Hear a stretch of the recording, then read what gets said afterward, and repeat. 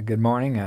It's September the 26th, 2013, and it's my great pleasure today.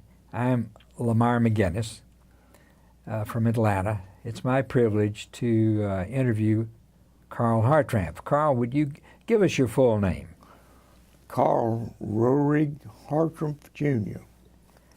Carl, I have done some investigation of these oral histories, and the purpose of them, as I understand, is to see what the impact of your life story has on future research and education. So this is a big venture that we're taking on.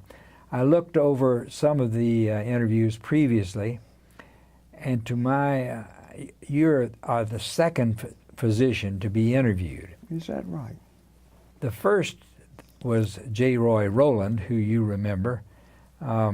Roy was a fine physician from Middle Georgia, who then had a terrific career as a congressman. So that was really a political interview, as most of these have been. So you are the first true physician to be interviewed. Well, I'm honored. I'm going to say a little about Carl in introduction. Carl is a Georgia-educated surgeon that has gained national, international fame, acclaim, recognition, and honor.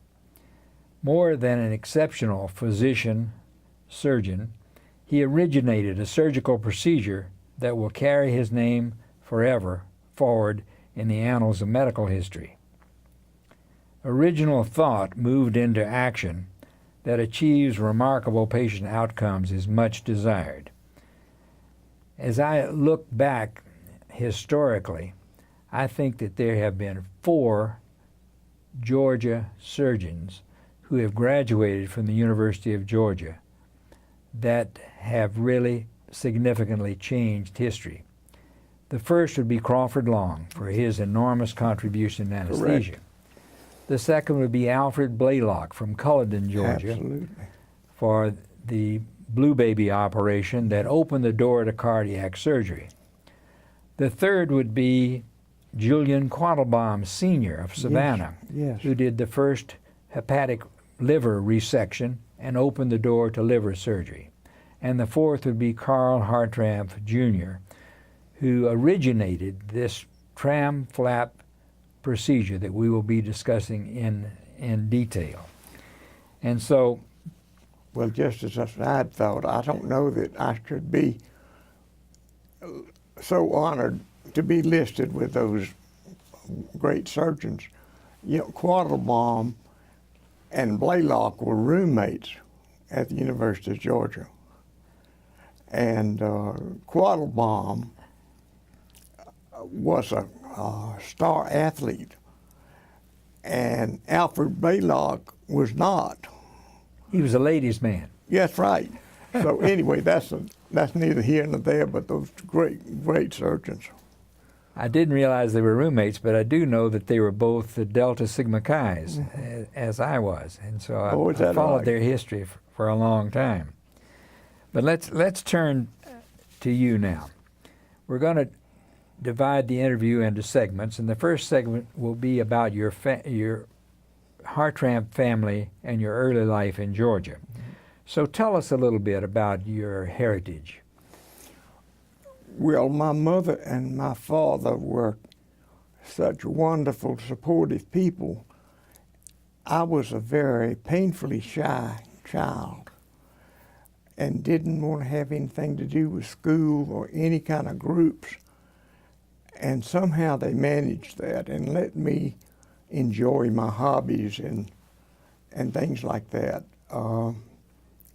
My dad always taught me that whatever I had before me, in whatever kind of a tool, could always be made better, could be improved upon.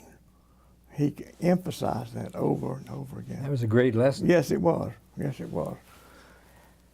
And they were sweet, kind people. They supported me beyond what you would expect parents to do. But the Hartrampfs were an old Georgia family. How far back do you go in Georgia? Well, my mother's family go back to the Indian lottery of 1821. They came in to what is now Fulton County, but at that time was Henry and DeKalb County. And their family of the old man built a cabin, log cabin, which we are eventually going to move down to Atlanta. But my father's family were German through and through, and my grandfather was a self-educated man and must have been brilliant. He died when I was 2 years old. He was only 59 years old. But just a wonderful person, evidently. His father disappeared when he was 7 years old, so they sent him to the orphanage at Washington, Georgia.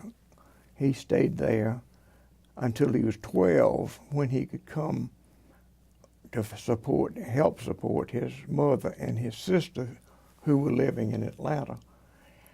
His mother was a domestic servant in Atlanta, and he went on from there. And with that lack of education, he still wrote that marvelous book that you showed me today. Oh yes. Talk about that book a little bit. Well, the book is a thesaurus, English thesaurus. He compiled it from scratch. At that time, there was no such thing. When I was doing surgery at DeKalb General Hospital, they called me to the emergency room, as you can remember. And I went in, here was this man on the stretcher, and he said, "Are you related to the man who wrote this English thesaurus?" My. I said, "That was my grandfather." He said, "Well, I was a Canadian Indian and was in a Catholic orphanage, and they gave me 3 books to learn English. They gave me the Bible and Shakespeare and Hartrampf's vocabulary." So I think that's kind of That is fascinating. Now, you mentioned that you were a shy person. Yes. And you started elementary school where? I started at Samuel Inman in Atlanta, and I ran away the first 2 days. And I didn't like school until they had show and tell, and they allowed me to bring my goat, so I brought my goat to school. But I was socially very shy, and still have to fight it. And I believe you were also thought to have, even at that time when not much was known, but to have a learning disability. Oh yeah, I couldn't read. And my mother ignored it, so to speak. My father read me Uncle Remus every night with expression, and I still can't read worth a ding. That's interesting. Good parenting is so important, and your parents, their influence on you has been remarkable, as you have been on your children. But you started Samuel Inman, and sort of take us on through your education in Atlanta. Well, Pat and I, incidentally, were classmates in kindergarten together. Pat's my wife, of course, now. And so that we went through school together. She went away for a few years each time. But we went from there to O'Keefe High School, and from there to North Fulton High School. But between that time, I went to Marietta High School because we lived in Cobb County on Windy Hill Road. Right near the intersection, the big... Yeah, it was dirt then. Yeah. I was a 4-H clubber and a farmer, and I loved it. I had all kinds of animals. won all kinds of prizes with my animals. But at Marietta High School, they tried to make me play football. I was never very good, and they put me up against Bill Young, who eventually became a Georgia football star. So, anyway. When do you think along that course of those first 12 years, I guess 11 years at that time of your education, did the light turn on that you were able to be a good student? Well, I was never told that I wouldn't be a good student until I got to Emory University. And if we can skip over to that a little minute, Yeah. my English class in the summer of 1950, because I went right through school. I didn't take any time off. But anyway, I wrote a paper on the Colt Firearms Company. That's the only kind of thing I knew at that time. The professor was infuriated. He called me up to the class. I'm sure it wasn't a very good paper. And he says, right here, it says on this card that you are pre-law or pre-med. I said, yes, sir. He said, well, you better forget that medicine business. As good parenting is important, good teachers are also invaluable. Well, that was a bad turn at that time, but so you started at Emory. Correct. And how long were you there? Well, my grades weren't good enough at Emory for me to get in medical school, and I was in love with Pat, and I was in a hurry. I wish I'd have taken my time. But anyway, I pledged the KA fraternity, and we enjoyed the Old South Ball and all of that. And then I transferred to University of Georgia, I think in January of '51. So you were a sophomore then? I think so. Yeah. But I went to summer school and every summer, and I took 4 courses instead of 3. I think 3 was normal, but no, anyway. And I had some wonderful professors at Georgia. One of them was Montgomery, my Horace history, Montgomery. yeah, my history professor. And the other one was Dr. Scott, professor Alfred Scott, chemistry. And Dean Tate was good to me, and but I was still in a hurry. Many good mentors that I remember well. Who do you think was your favorite professor over that time? Montgomery. And you continue to have that interest in history. Oh yeah, he stimulated it. I've still got the books that I used with him, with my notes in it and things like that. Yeah. And so then you finished here at Georgia. When were you and Pat married? Well, incidentally, they accepted me to the Medical College of Georgia after 2 years of a college. Ah. With the understanding that I would go back in the summer and get my degree. They told me at Emory I needed to go ahead and take another year, but I was in a hurry, so I went to Georgia, and then I did take summer school at Georgia, back at Georgia. And Pat and I were married when we were 19 years old. Can you believe that? We've been married 62 years. My. But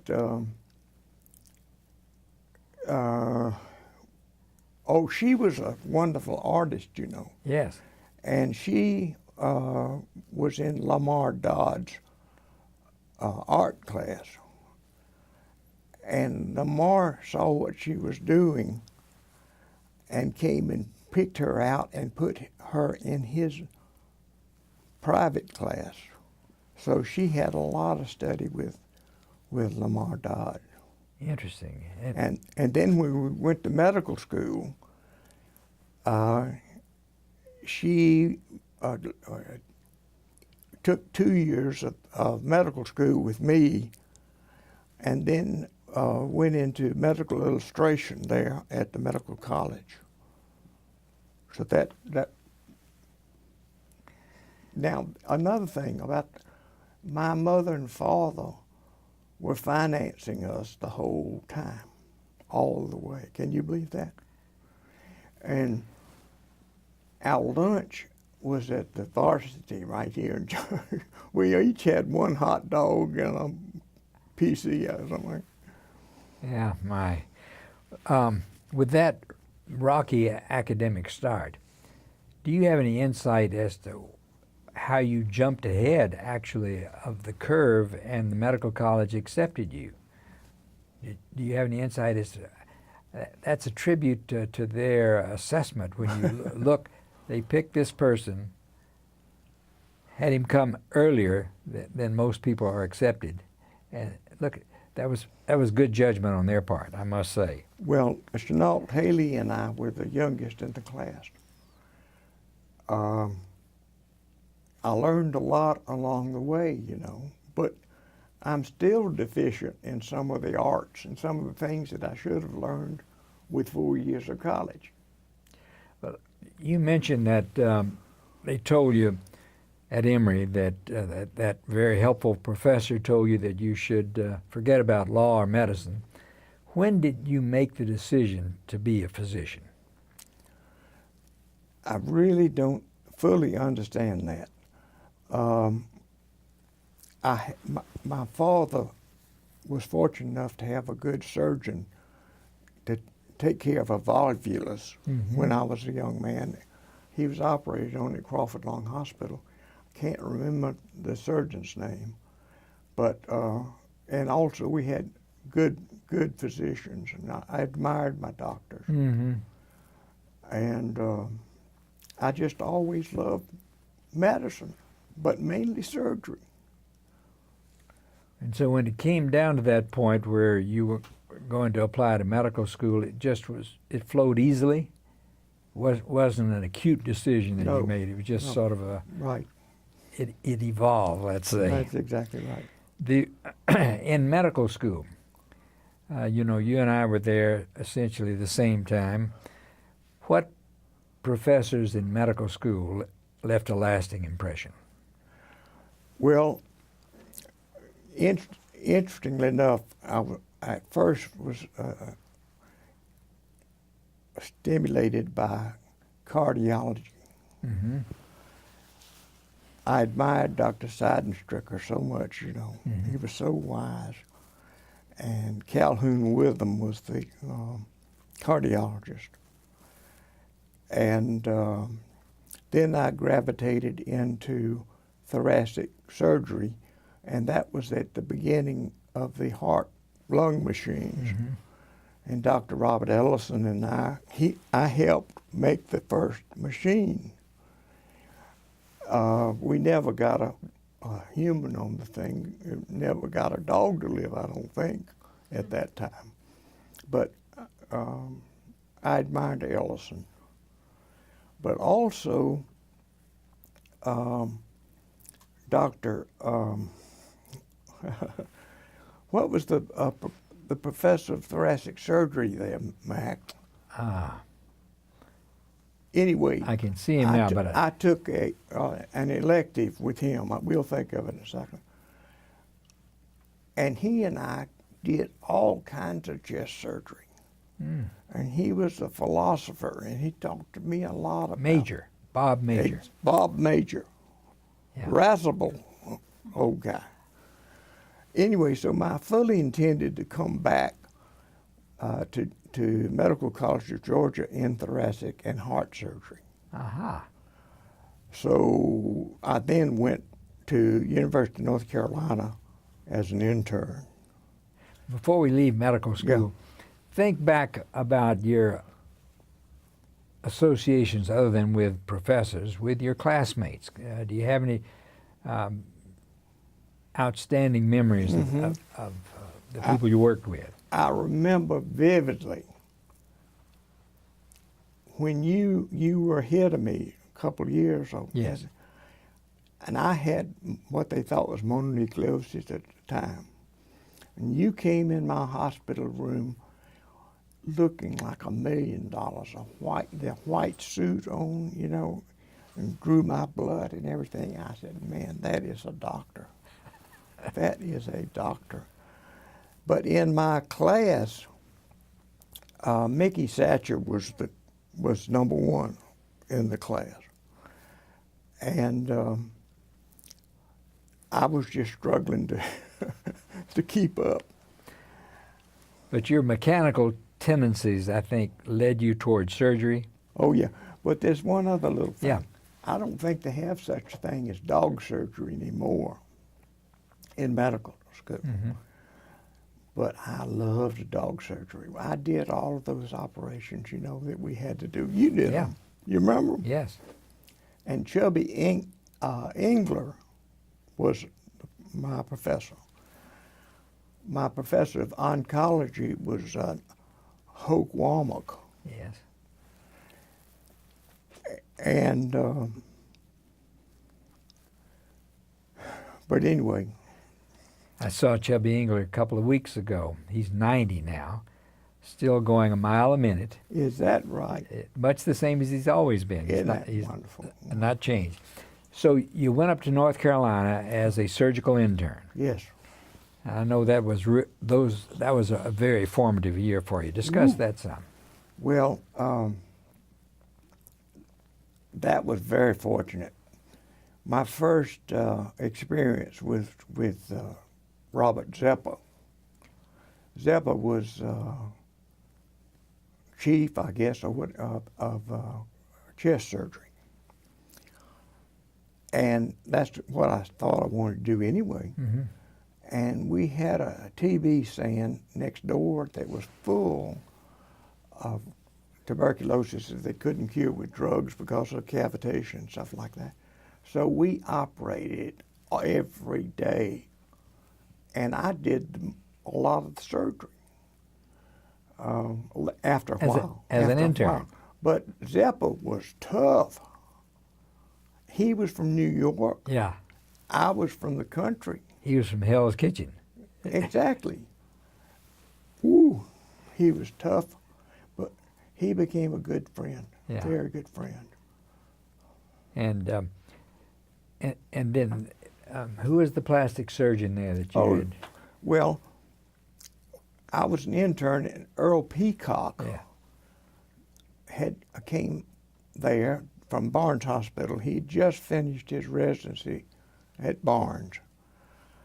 And he was a hand surgeon, but he had a big mouth and he talked a lot. Inspired me. I thought, man, this guy knows what he's doing. So later on, I asked if I could spend a year with him in hand surgery. So that's the way that came about. It was a good year. It was a good year. And this was during your total this was period before my chief residency. at Chapel Hill. Yeah, at Chapel Hill. But you know, Nathan Womack was the professor. Mm-hmm. He insisted that his residents be fully trained in all of the disciplines, not just touch on them, but know what was going on.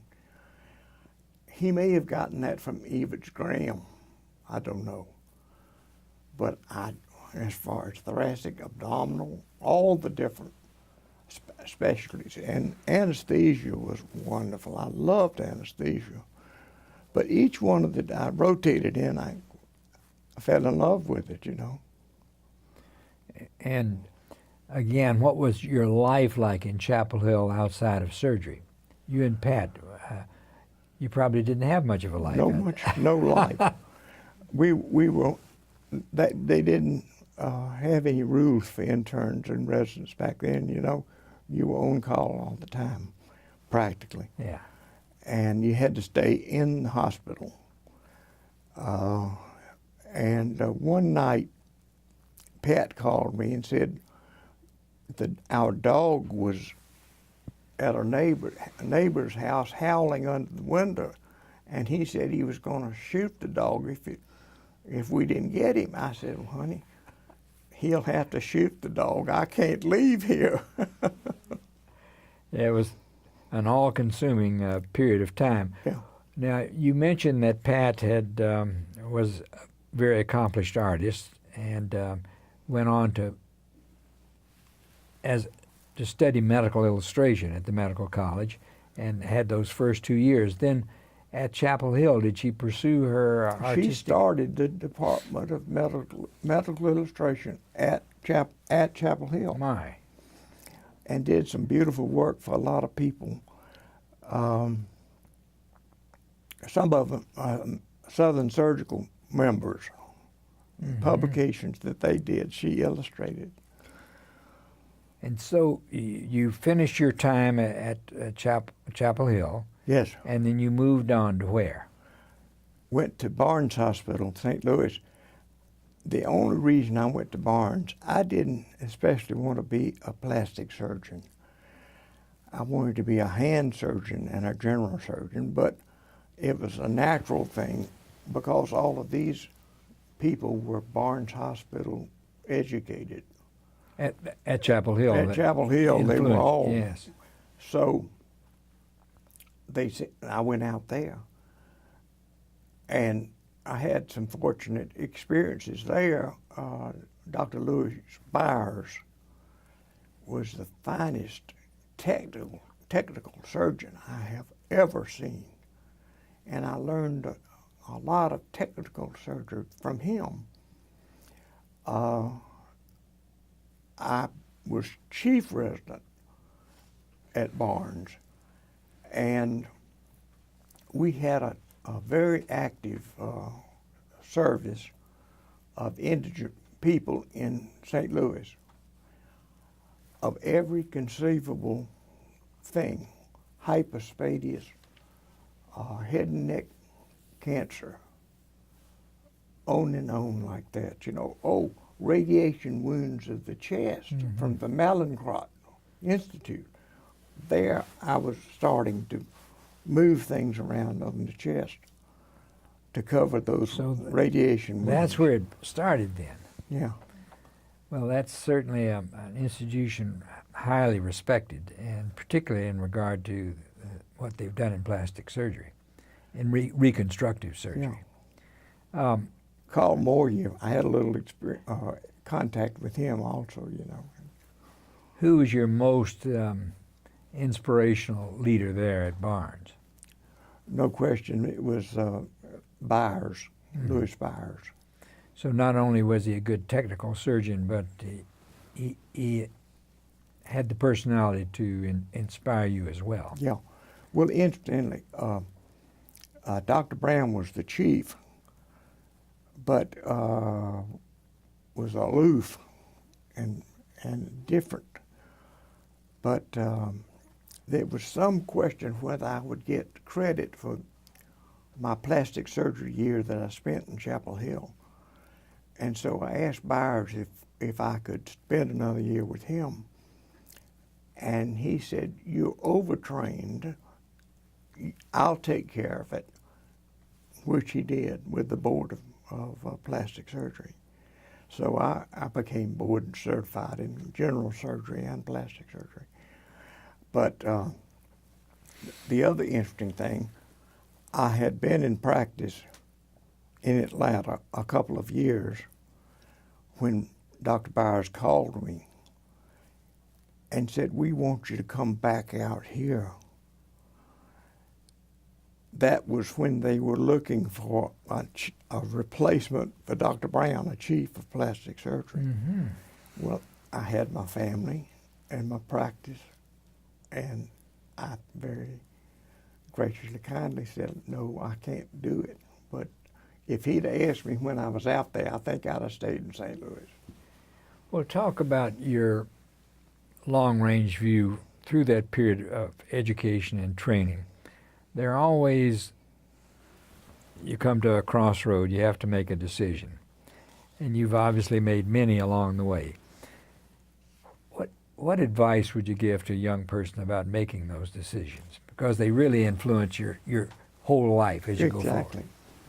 Well, I'm shocked now that they have to make those decisions so young and so early, because I changed all the way through. And even after I was in practice, changed. So it upsets me. For example, my nephew had to decide he was going to be a neurosurgeon when he was an intern, I think. So I don't like that. But you didn't labor over those decisions that you had to make along the way. When you came to those Y's in the road, they just sort of flowed. Yeah, and they were easy to make, and they were mostly good, I think. I would certainly say so.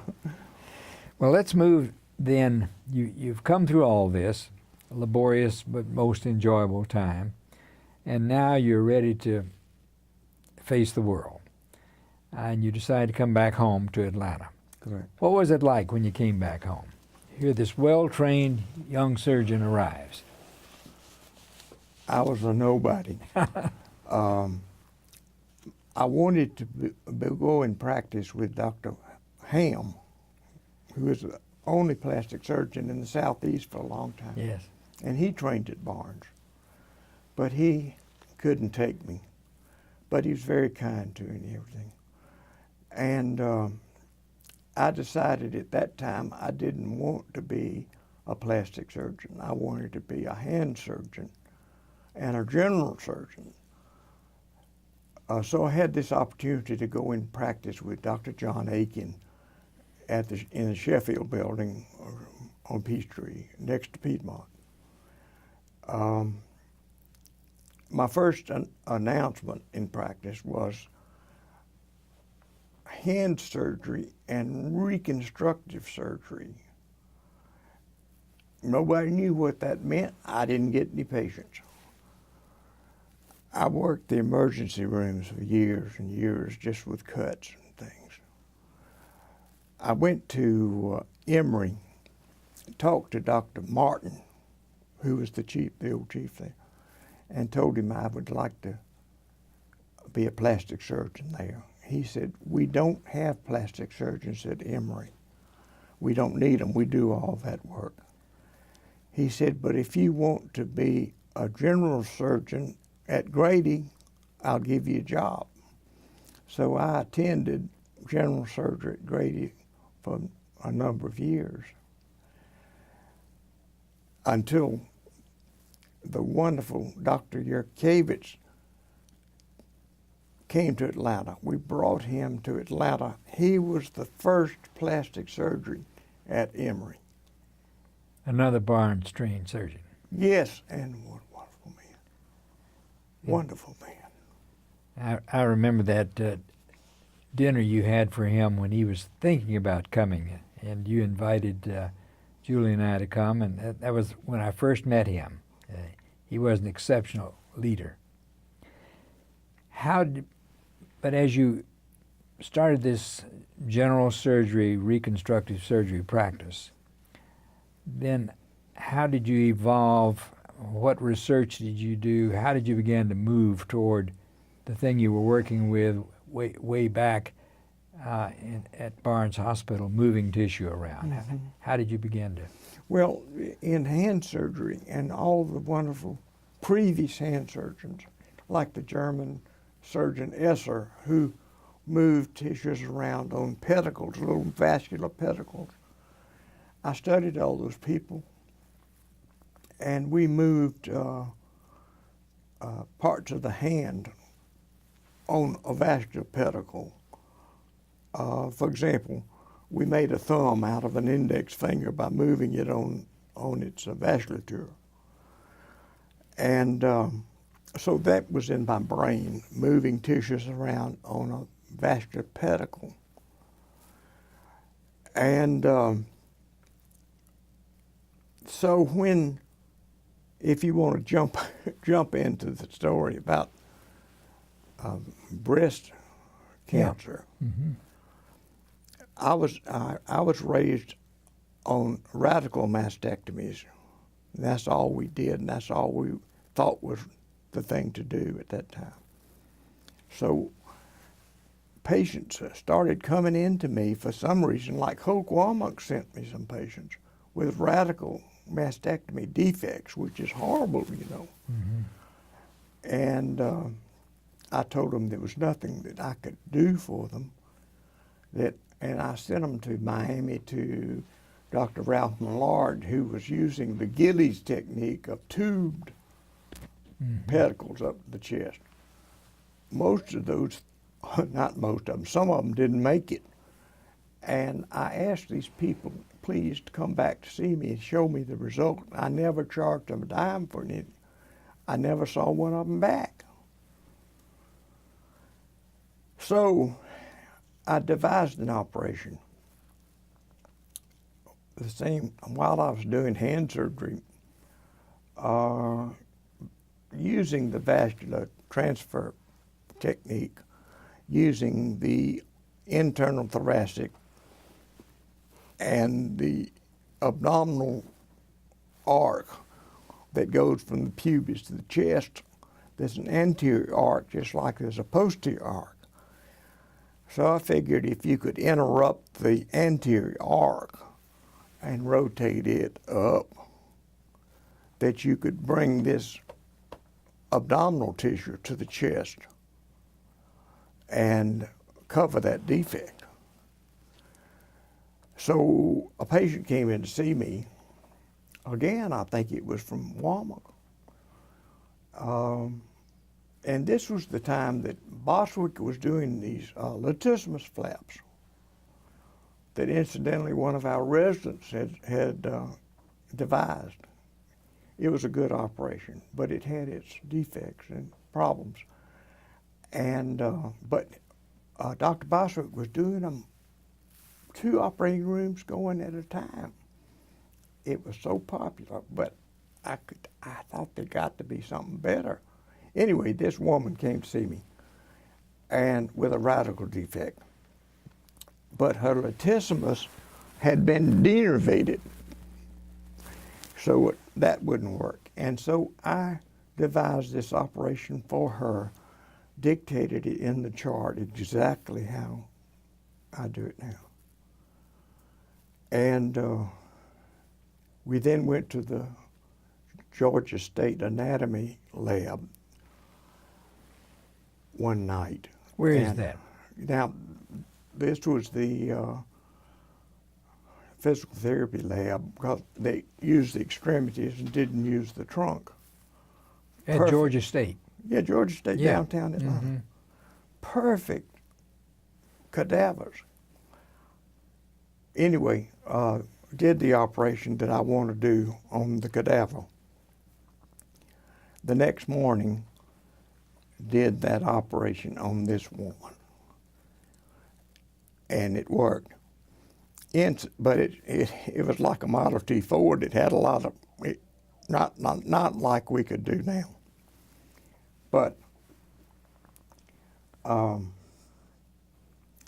it was an upper abdomen because I thought that was the safest.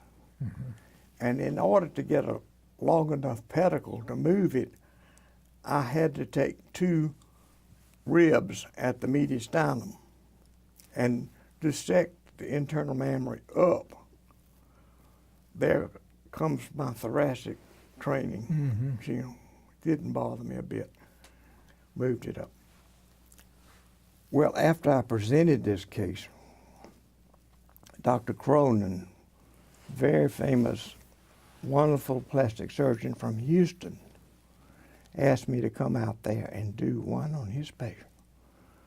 After your first one? Well, I think I'd done a couple, but Yeah. Anyway, I got on the airplane, no instruments, no nothing. They met me at the plane and they took me to the Petroleum Club or whatever. Yeah. I stayed with them at their home. The next morning, 5 o'clock, I gave rounds and lectured to the residents at Methodist Hospital. That's where that famous heart surgery was. Anyway. Then Cooley and Cooley and DeBakey. DeBakey. Yeah. DeBakey. Anyway, here was this patient that he wanted me to operate on that was one of Houston's society ladies with a radical mastectomy. So I did that operation just exactly the way I described it. It looked wonderful. I got on the airplane, came home, and when I got back, there was a telephone call from Dr. Cronin. He said, "Carl, I don't know about this flap." I said, "What do you mean?" He said, "Well, I'm sticking it full of holes and it's not bleeding." I said, "Well, is it warm?" He said, "Oh, it's warm." I said, "Well, quit sticking it. It's going to be okay." But it was fine. It did fine. But that was a first experience. Now we're starting to discuss now the evolution of this dramatic procedure known as the tram flap. Carl has done many things that would make him famous, but the tram flap is the signature event that will, as I mentioned earlier, carry his name on in medical history forever and ever. So you did this anatomically on one cadaver Yes. in the lab at Georgia State, Yes. and then moved it to, Yes. into practice. And I recalled very definitely one time when I had a patient referred to me with a severe radiation burn in the axilla, terrible wound and aggravating to the patient. And I talked with you, and we decided that we would do an omental graft. Yes. And then put skin graft over that. And I always wondered, were you thinking about it at that time, or was it those sorts of experiences that made you think more about getting more substantive tissue up there? They were all a step in the process. But one of the cases that led up to the so-called tram flap was a 20-year-old with a radical mastectomy, sweet baby. And Dr. P.G. Arnold was with me as a resident at the time, and he was proficient at using the omentum. And I said, "P.G., I want you to bring the omentum up and cover the chest and put an implant under the omentum." Oh, yeah. Which we did. He did the surgery. And I took one of my big old skin grafts and laid it over there. And we were hopeful that it would not form a scar around the implant. But it did, and it contracted. Years later, I did a tram flap on her. But she was a step, and we published that case. Yes. Well, often great advances come in steps. I must say yours was short-circuited compared to so many. You didn't have a lot of steps. Well, I had some more, and on top of that, I'm still making steps, and you're helping me think about some of those steps. I don't think the tram flap is perfected yet today. As you were evolving this technique, what obstacles did you face along the way? I'm glad you mentioned that. The general surgeons of that day had been taught never to touch the chest wall after a mastectomy. That was an admonition of Halsted. Beware the man with the plastic operation. They believed it. And that was it. You just didn't do that kind of thing. So the American, now you may have to dig back and find this, but the American Cancer Society was not one of my friends at that time. Mm-hmm. They did not believe in Reconstruction. Yeah. They separated my patients on a different floor or different ward from the other breast cancer cases. And there was no literature on Reconstruction in the early days. And I must admit, some of it was terrible work. Didn't look good. As a matter of fact, one of my memories was I was a visiting professor at one time. No, this was the Southeastern Society of Plastic Surgery in Birmingham. And a man presented a case of a radical mastectomy with a silicone implant under it.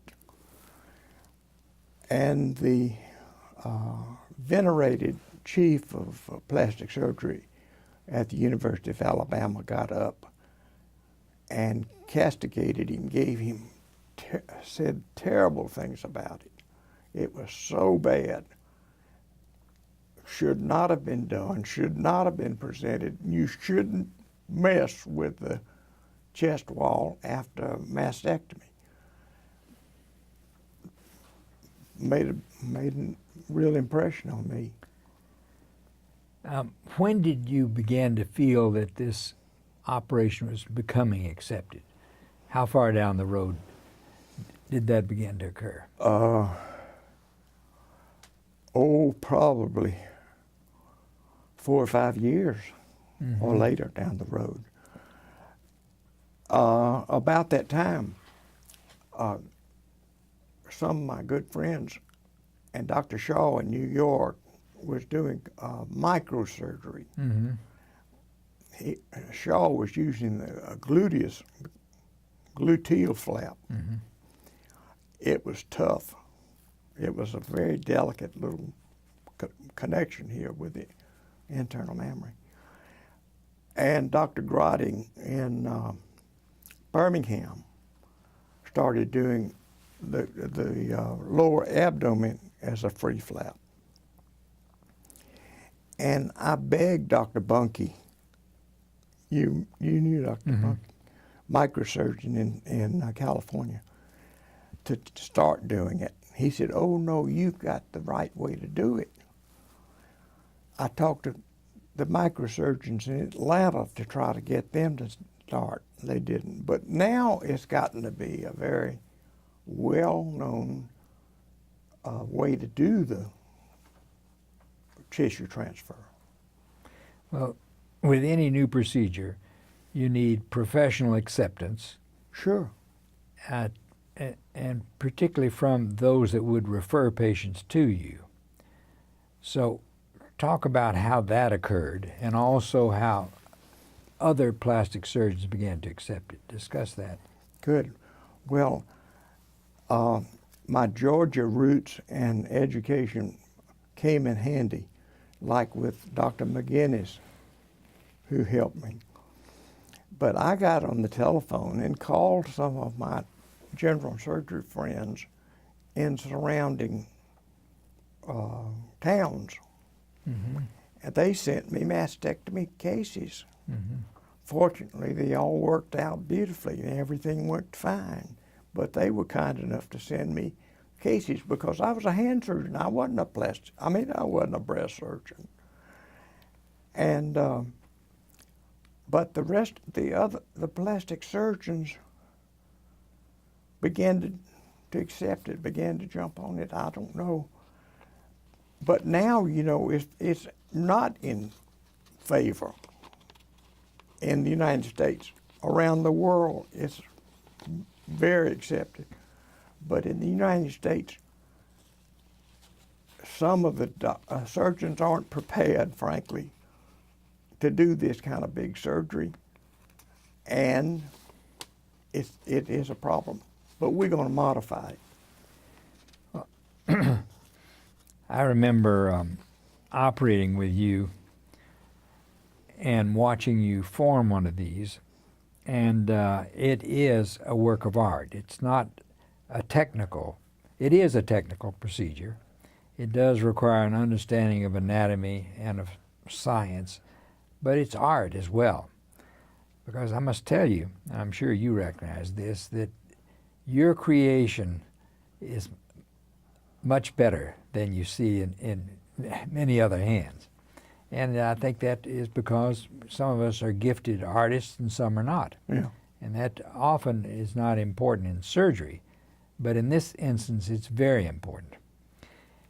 I know you were very proud of your work, and your patients began to be very appreciative of what you were doing for them. And I remember those Christmas teas that you would have. Mm-hmm. Talk about those. Well, it was so new, and the patients were pioneers. And so every Christmas, I think, Christmas time, Yeah. we had a tea at the Ritz Yeah. for the patients. You came to them, Right. and they loved them. We enjoyed them so much. But Matt, getting back to this about the art of the surgery, it was such a thrill to be able to shape that fat into a beautiful breast. It was a thrill. Well, you took justifiable pride in that, and I'll remember distinctly at one of those teas, and you would have 200, 300, 400 women at these teas, and they would be standing around, and you and I would be talking, and I remember you pointing to one lady there, and you said, "Look at that, isn't that a beautiful job?" And I said, "It is, Carl."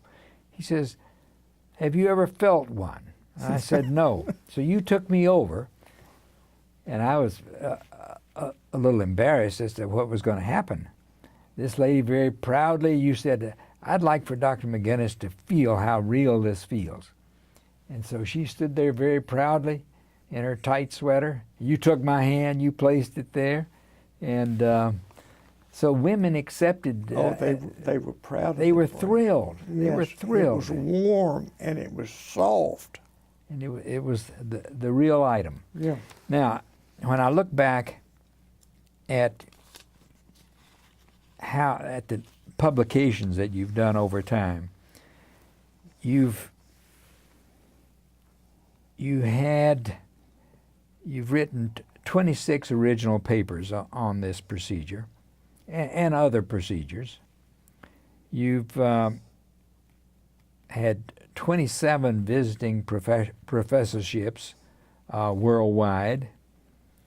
You've had 75 invited presentations, including 15 international, and you've given 17 operative demonstrations, 6 were international.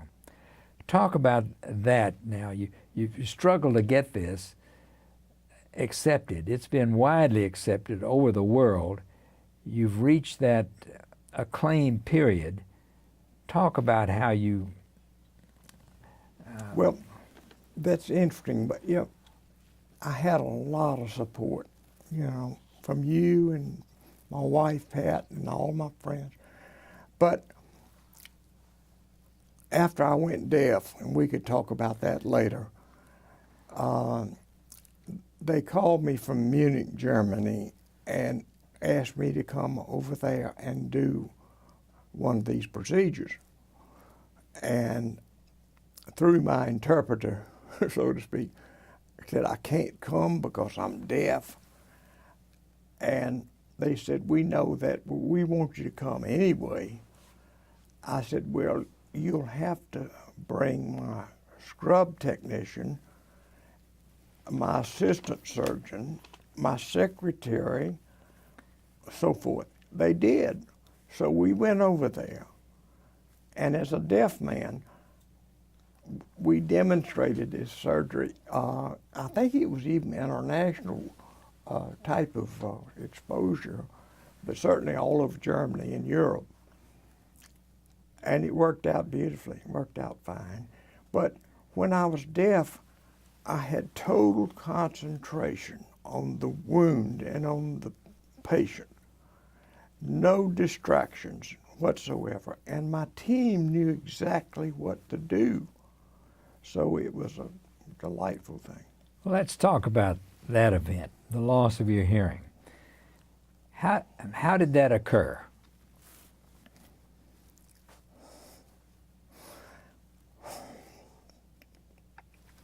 I know it was a tough time, a tough time.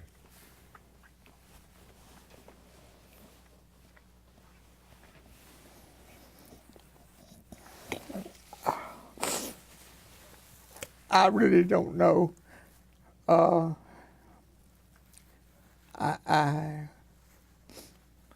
Was it sudden or no, gradual? I had been going deaf, Yeah. and but I went to San Francisco, and I got something like Legionnaire's disease. And when I got back home, I woke up one morning. I was totally deaf, and it was panic. My partner Paul Black helped me a lot. I couldn't answer the telephone. My secretary, Nancy Cadora, took all of my personal calls and everything. We continued to interview patients. I don't know why a patient would come to me, but they did. But anyway, at that time, there was nothing to do for a totally deaf person. And I went to every specialist. You were completely deaf, just gone. Nothing, zero. And in an active surgical practice. Yes. And I heard about the cochlear implant. Mm-hmm. Dr. House in Los Angeles. Los Angeles was doing that and had pioneered it. But I couldn't believe it would work. I mean, you think about it. So I started devising different techniques to restore hearing. That's classic you- Hartrampf. You wouldn't believe some of the things I came up with. But anyway, my good friends picked out Dr. Bill House in California because they weren't doing them here. There was none. And I made Pat promise that when I went out there that I would come back and think about it, not just do it. Mm-hmm. Well, when Dr. House said, I think I can help you, I said, when can you do it? He said, well, my day off is Friday, but I'll do it Friday if you want me to. So I did it. Saved my life. Totally saved my life. Because I was thinking of suicide. Ah. I had some unique ways to do that. But it's a gift. God, it's wonderful. Now, at that time, you couldn't do children. So I wrote a lot of letters, and Dr. House wrote letters, everybody. They finally started doing children, thank God. And there was this cult that didn't believe that you should interfere with it. Yeah, the sign language call. Sign language. Yeah. But fortunately, that's gone by the wayside. And little tiny babies now are getting these things.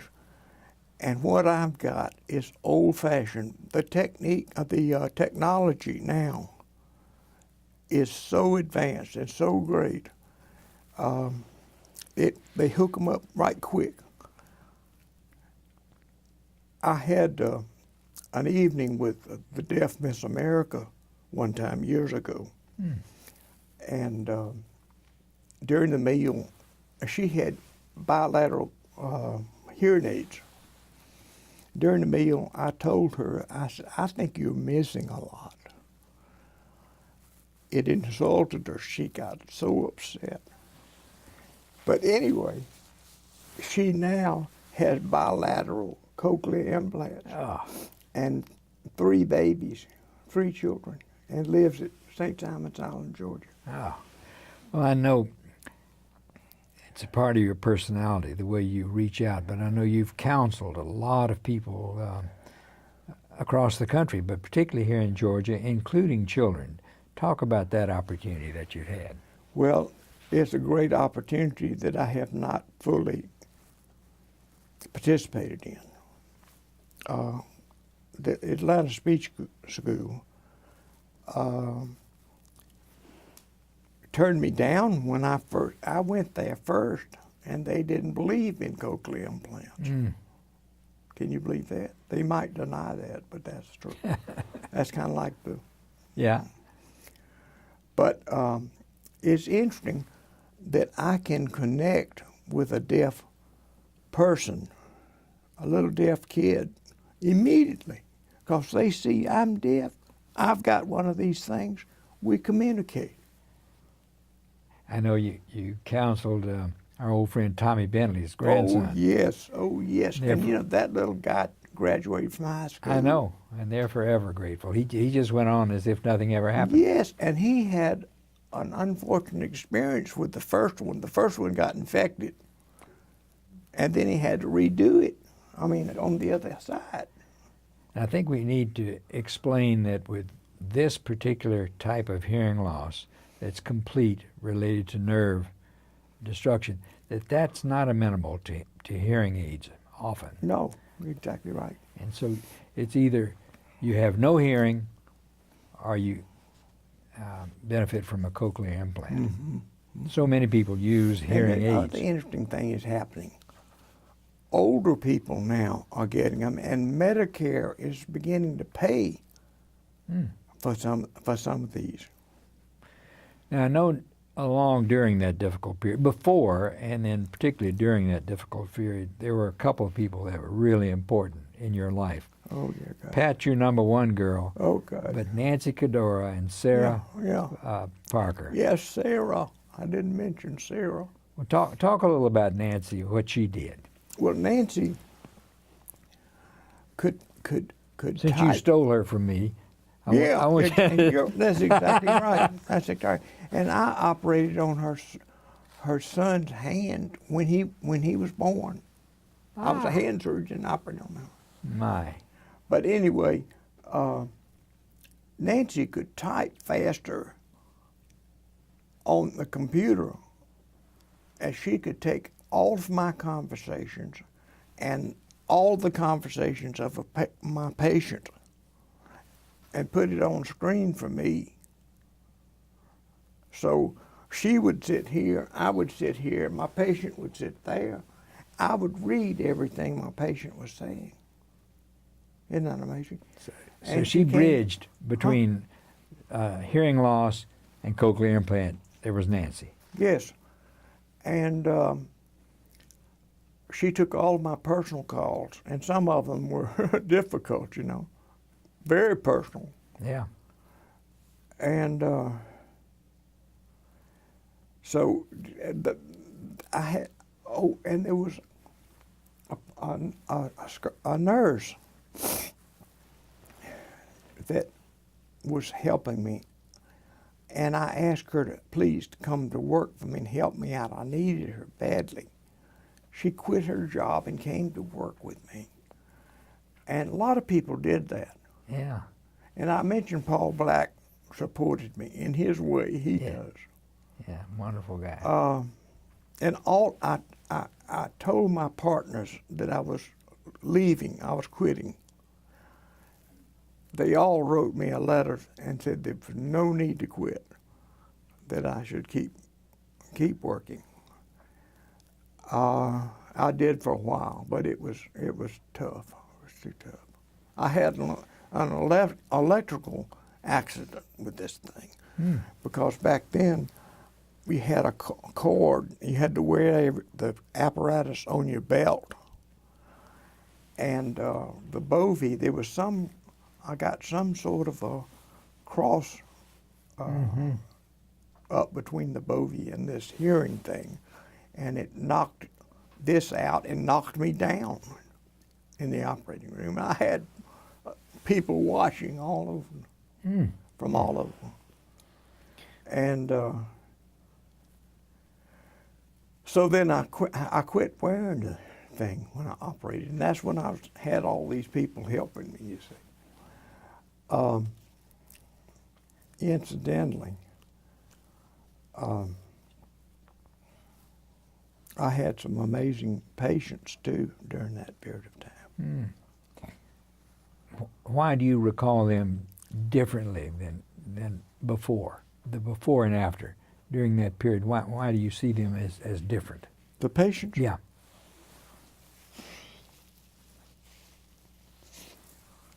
I don't know. One patient told me that her friends said that they just couldn't possibly go to a deaf surgeon, but she did. And but anyway, they were just good people. Yeah. Understanding, tolerant. Yeah. Well, you have certainly benefited from the electronic age. Nancy on the computer, and then the technology of this cochlear implant. What do you see going forward in breast reconstruction? How will this be altered? Because you see further opportunities for improving this. Well, our wonderful Creator will someday allow us to cure breast cancer. That's what it's going to be. Yeah. Well, that's where we want to go. Every surgeon needs a good assistant and a good scrub nurse, and Sarah was one of those. You want to talk about the operating team? Oh yeah, oh yeah. Well, Sarah Parker was her name, and here again, I needed help. I was going to the DeKalb emergency room a lot. I was spending a lot of time. She was head nurse there or something, and I asked her if she would come to work for me, and she did. It made everybody upset.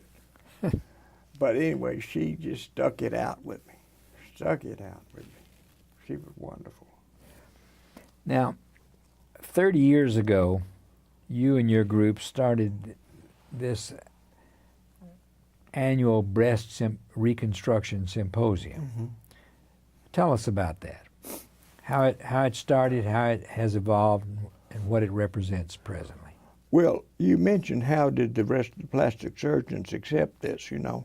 Well, at that was 1980, they kept coming to my operating room. I from all over the world. So we had to set up something else. And we started this in a Buckhead hotel. And we did live surgery at St. Joseph Hospital or Northside Hospital, and transferred that to the hotel. And my first patient there was a wonderful lady. I hope she'll come to this 30th one. But anyway, the operation she was healthy, and the operation just went beautifully, and it was recorded so perfectly. Everybody loved it, so they kept coming year after year, and we had international surgeons and experts come from all over the world, Japan, Russia, everywhere. But speak to the purpose of the symposium. Tell us about the purpose. The purpose was to teach techniques in breast reconstruction. Okay. Now it's gone to other types like microsurgery and implants and whatever. So the full range of Full possibilities. range, and also oncology. And but year after year, we would have a packed house from all over the world. And how many, last year, for instance, how many people came? Over 500. Yeah, And Now, for this 30 is- years this has been This, going on. this next year is the 30th one. And dedicated to you. Well, thank you. And I'm quitting. This is my last one. But all of my fellows that I trained will be there at this one Oh on my, the 30th. that's marvelous. And one of the speakers is Lubos Drazan from Czech Republic. He trained with me, but he has become a wonderful breast surgeon in Europe. They can't make a living, but he keeps going. I did a count. You've received 21 national and international awards. These are not simple awards. These are the major awards in plastic and reconstructive surgery. How does it feel to be so honored? I don't feel it. I don't feel it.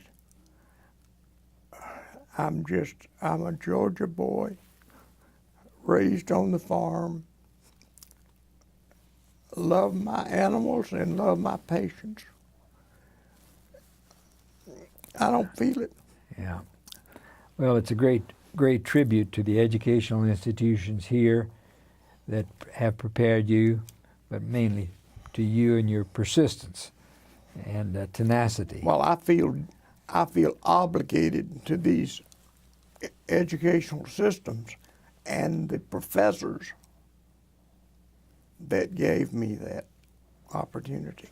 I think that's particularly true in your case because you had these bumps in the road along the way, learning disability, bad comments from teachers. Other than in your family, there was not a nurturing, and yet look at the result. Yeah. There's a lesson there. Well, you know, Pat has been my love and my support from all these years. I started when we were in high school, and that's all I want to do is marry her. And she has led me through this thing, and people like Dr. McGinnis. You have done so much for me, Mac. Well, thank you. Well, you and Pat are a wonderful team, Now, let's turn, because you're a multifaceted man. I think of you as a Renaissance man because of the diversity of your talents and interests. So we're going to turn the page now away from surgery and your profession and talk about all the other things that you do. You're a collector. Oh, yeah. And you have collected some very interesting and valuable and historically significant things. What turned you to collection? How did you begin to collect? I don't know. I collected from the day I was born, so to speak. I've got my American stamp collection that I had when I was a baby, so to speak. I collected everything. I still collect everything. I can't explain why that is, but I love things, tangible things, you know. Yeah, well, I think it's your intellectual curiosity. Yeah, I love it. And well, what are the collections? Sort of take us through. I know The you collections? have the stamps. Yeah. Well, I collected animals for a long time when I could afford it, you know. Yeah. I had every conceivable kind of animal that you can have. I loved all of that. I remember particularly those Scottish cows you Yes, had. yes. What are they? Shorthorn? No, these were Highland cattle, you know, with the big long horns. Okay, And the shaggy coat. Yeah. But I've got old cars, Mm-hmm. old farm equipment, old tools, old keys, And old maps. and old maps and old books. Old books, yes, right. The And why is that? I think it's innate with you, but I think it's a part of your curiosity about things, and because you become, as you collect them, you can study them more. And another thing that you got me involved in was bees. Oh, good. Yes. Talk about your Yes. avocation with bees. Yes, You and your dad. yes. Well, interestingly enough, my son Carl has taken this on, and he is an avid beekeeper. But it's a tough job now because of all the diseases. Very tough. And there again, we need some thinking there to stop this. Do you still keep bees? Oh yeah. Yeah. Oh yeah. You're famous for your honey. Well, we had no honey last year. We had a little bit of honey this year because of all the rain. But the pesticides, I think, are one of the things that we're working against. Some of those pesticides are in the soil and get transferred to the bees. They take it back to the hive. And they have this winter or this collapse, colony collapse syndrome that we don't fully understand. And bees are so important. Just disappear. Well, I know that you and your dad enjoyed working together. Oh, yeah. And I've got records for my great granddad was a beekeeper. I have the number of hives that he had in 1850 and in 1860. Was he a general honey man, or did he focus on sourwood like you did? No, he just a general, but the wax was a big thing. For candles. In 1850 and 1860, the United States did an agricultural census.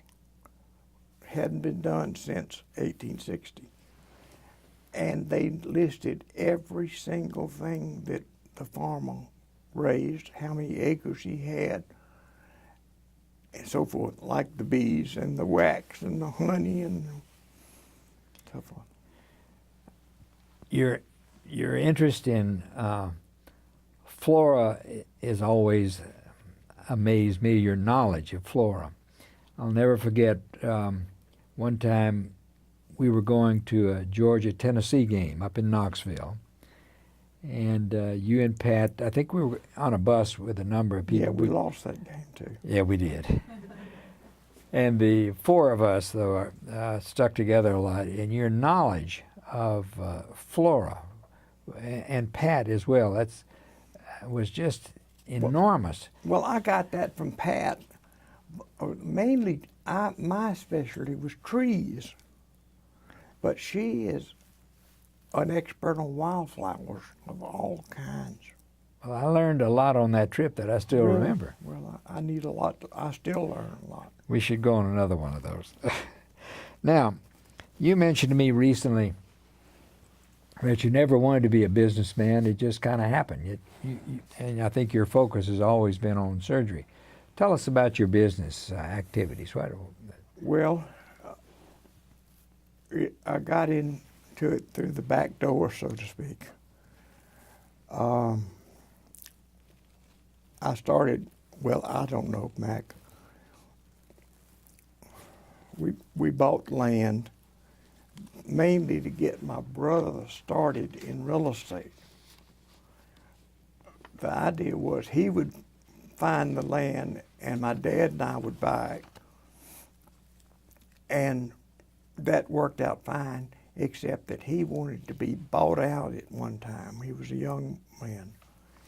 So my dad and I bought him out. And one thing led to another, and that's the way it started. But now I've had some hard knocks in real estate. Mm-hmm. One was in the Depression of the 70s. I had a big loan at that time, SunTrust Bank, in Buckhead. Knew the manager and everything, been paying my interest along. And all of a sudden he called up and said, "We want our money back." Didn't have any money to pay it. So this was Christmas, by gosh. So we went around trying to find money, and there was the C&S Bank or something like that finally let us have the money. But we paid horrendous interest rates on it and things like that. I don't want to do business. I don't like the stock market, period. Well, physicians have the reputation of being terrible businessmen, but I think travails of business are always there. But I think you've come out on the winning side largely. Do you have any recommendations to physicians who would consider business? Yes, I do. Firm recommendations. Speak your mind. But they don't want to hear it. And that is, put the money in the bank or in a retirement account and be happy.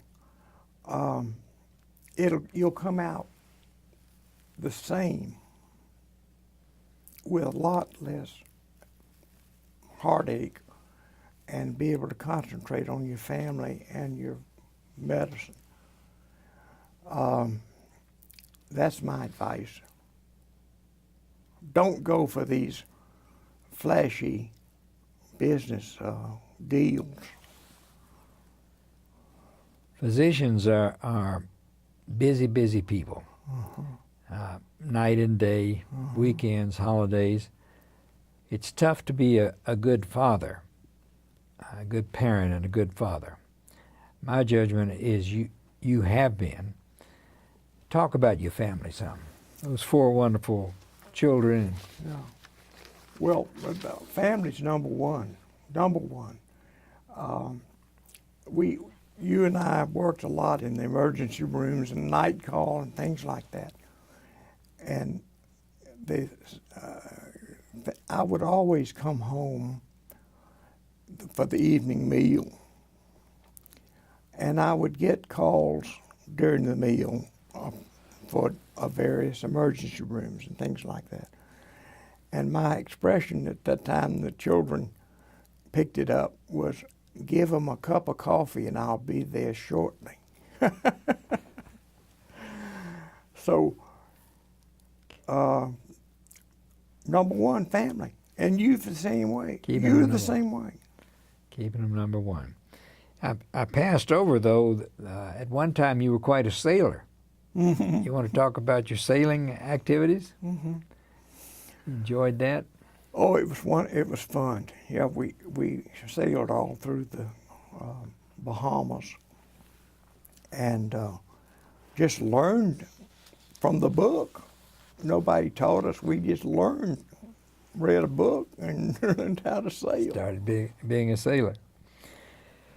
Now, you've done so much, yet I don't see your interest waning. I understand you've taken on a book.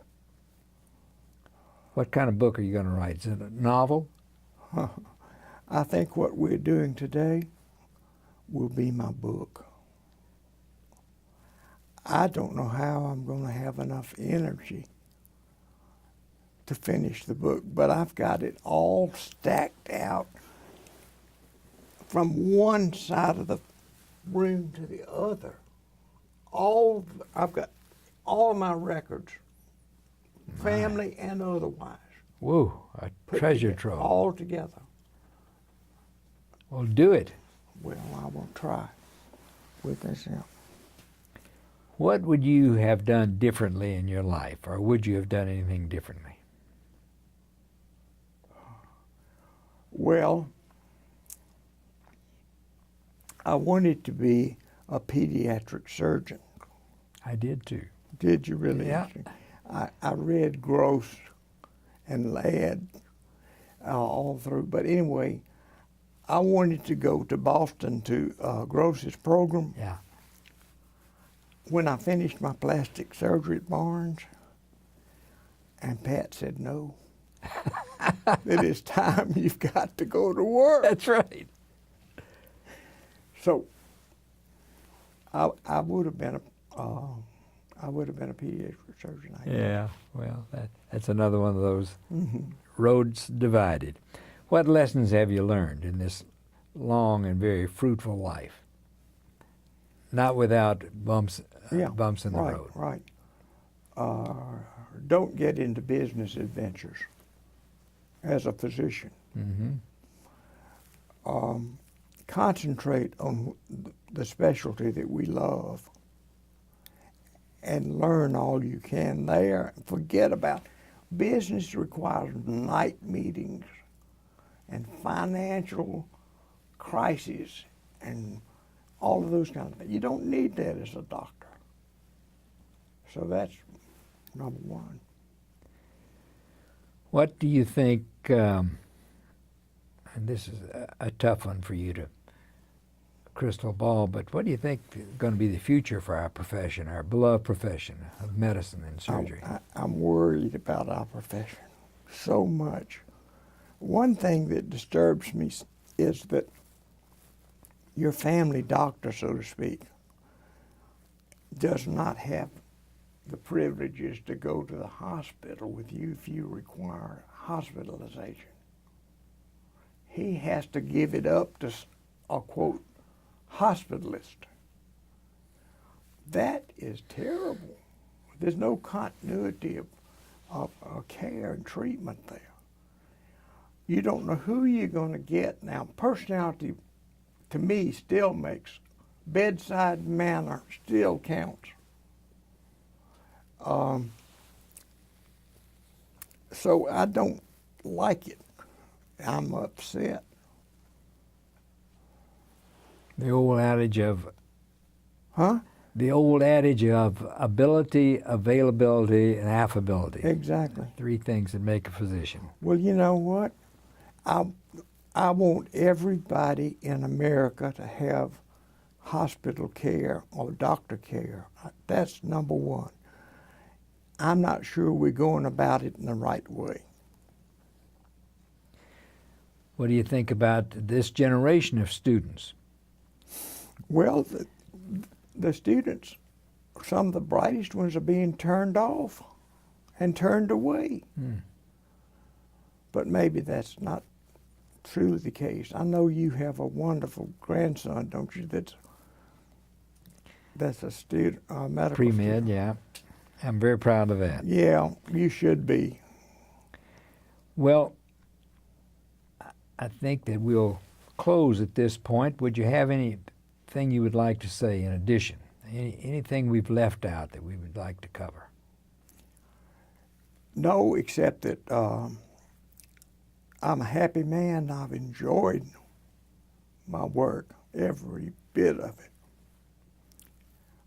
I enjoyed my surgery. I enjoyed my patients. I don't have any bad experiences to speak of, to talk about in medicine. I think that's what I'd like to say. Well, I would close with observing that you've been a superb surgical scientist. You've been an innovator in many areas, but particularly in your field of reconstructive surgery. You are a humanitarian. You're number one, a family man. You're a friend, and you're a true Southern gentleman. My children, who have known you since they were little kids, they love Uncle Carl. They recognize you as always being warm, welcoming, generous, and loving. So I would say you're a great American, Carl, and I've enjoyed this interview. Thank you, and I've enjoyed your family and your children. They're so sweet. But I'm proud to be a Southerner, and I'm also proud of the University of Georgia. And please help us this weekend. Yes, yes. LSU. Yeah. Okay.